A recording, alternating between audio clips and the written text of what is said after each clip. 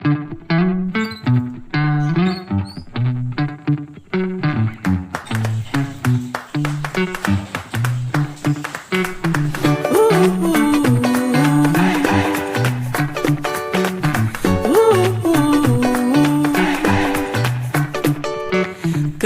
vibes, I'm feeling those good vibes. I'm digging those blue skies.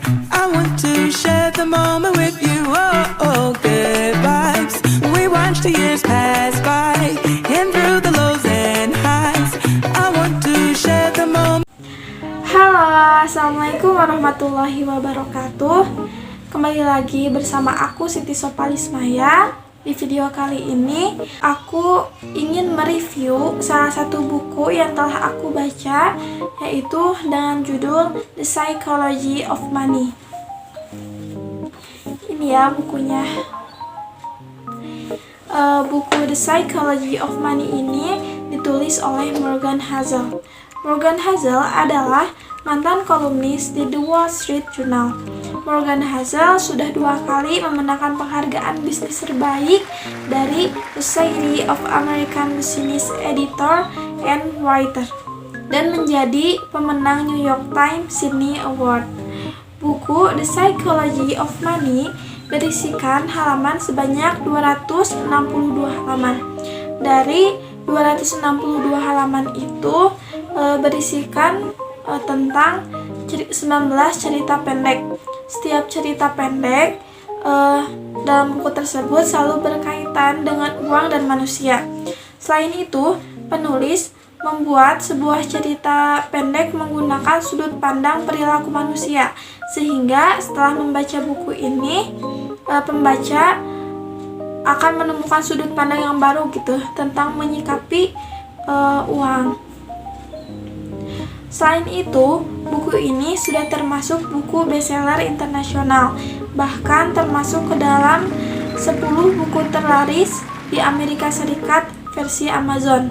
Dikarenakan buku ini sudah menjadi buku bestseller internasional, maka buku ini dengan judul The Psychology of Money karya Morgan Housel sudah diterjemahkan ke dalam 26 bahasa, termasuk bahasa Indonesia.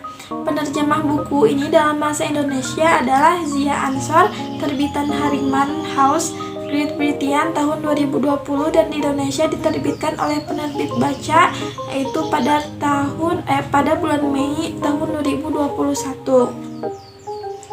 Dalam buku Psychology of Money, Morgan Housel mengeksplorasi aspek psikologis tentang uang dan mengajak kita untuk merubah beberapa mindset keuangan yang tipikal ataupun bisa merugikan diri kita. Ada beberapa hal menarik yang bisa diambil dari buku ini. Insight pertama yaitu faktor resiko dan keberuntungan. Pertama, teman-teman, kita harus sadar bahwa di dalam keuangan itu memiliki faktor risiko dan keberuntungan, dan hal ini tuh bisa berbahaya sebenarnya kalau kita selalu berasumsi bahwa dengan upaya saja semua orang pasti bisa kaya raya, semua orang pasti bisa sukses. Yuk kita bahas contohnya. Bill Gates.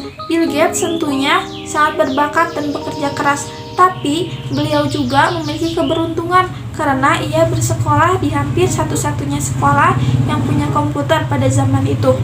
Kadang-kadang mindset paling sehat tentang uang adalah mindset yang menerima bahwa ada loh hal-hal di dunia ini di luar kendali kita.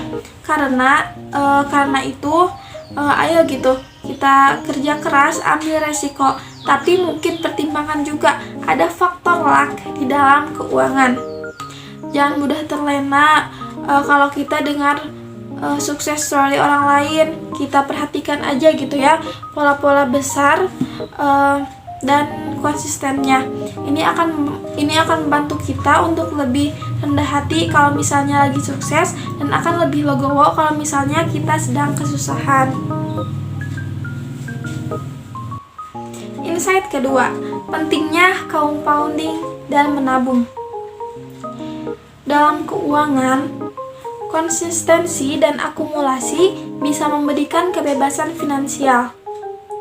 Hazel menggunakan contoh Warren Buffett. Banyak yang tahu bahwa Warren Buffett ini meraih kekayaan karena bisa berinvestasi secara sehat. Tapi lebih pentingnya lagi, beliau telah melakukan investasi yang baik sejak usia muda. Kekayaan bersihnya saat ini adalah 84 miliar US dollars. Tapi tahu gak, bagian besarnya itu terkumpul setelah umurnya yang ke-50 tahun. Ini menunjukkan kekuatan compounding itu tadi gitu. Kuncinya bukanlah mencari return yang paling tinggi, tapi mencari return yang cukup baik yang bisa kita pertahankan di jangka waktu yang lama. Kadang-kadang teman-teman, yang lebih penting itu adalah saving rates atau seberapa banyak kita menabung dibanding hasil investasi. Penulis juga menjelaskan bahwa nilai kekayaan itu relatif terhadap dengan apa yang kita butuhkan.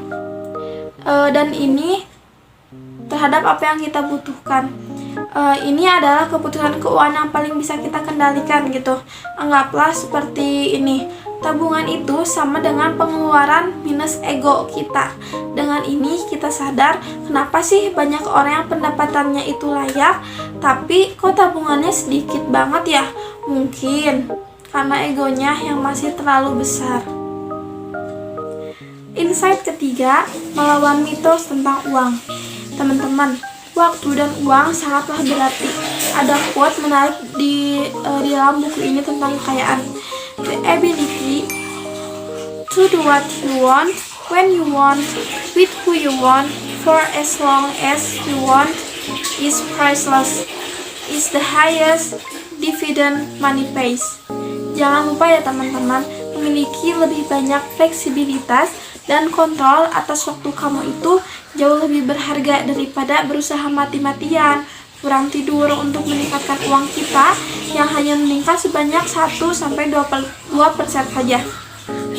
Ada titik di mana mungkin kita harus menghargai waktu dan energi yang kita curahkan. Misalnya nih, mungkin kita mikir dengan kita menabung di bank dengan bunga 0% rugi banget. Tapi sebenarnya itu memiliki keuntungan yang luar biasa jika hal itu membuat kita tenang. Karena kita punya tabungan nih gitu. Dan bisa dengan leluasa mengambil pekerjaan yang mungkin dengan gaji yang lebih rendah tapi lebih berprospek di jangka panjang, atau mungkin itu membuat kita merasa lebih fleksibel untuk mengambil peluang investasi. Beberapa hal yang aku lakuin setelah membaca buku ini adalah setiap aku ingin membeli sesuatu, kayaknya aku harus bertanya dulu kepada diri aku sendiri, apakah pembelian ini karena ego atau karena aku benar-benar butuh. Dengan begitu, aku akan tersentil sendiri dan menjaga kedisiplinan keuangan lebih baik. Aku juga ingin menghabiskan lebih banyak waktu berpikir tentang investasi jangka panjang yang bisa compounding atau akumulasi tadi. Karena akumulasi uanglah yang bisa membawa ke kesuksesan finansial. Terakhir, uang itu penting, money itu penting. Money is important, but money is important is an instrument. Uang adalah cara kita agar bisa memiliki waktu yang banyak, kebebasan untuk quality time bersama keluarga, dan untuk hidup dengan nyaman. Jadi, mudah-mudahan dalam proses kita mencari uang, kita gak kehilangan arah untuk melupakan objektif utama itu. Mungkin itulah 3 insight yang menarik gitu ya dalam buku ini, dalam buku The Psychology of Money. Semoga dengan video buku review ini teman-teman bisa tertarik untuk membaca lebih lagi tentang The Psychology of Money. Oke, terima kasih kepada teman-teman semua yang telah menonton sampai akhir. Semoga video ini bermanfaat dan Sampai jumpa. Bye bye. Assalamualaikum warahmatullahi wabarakatuh.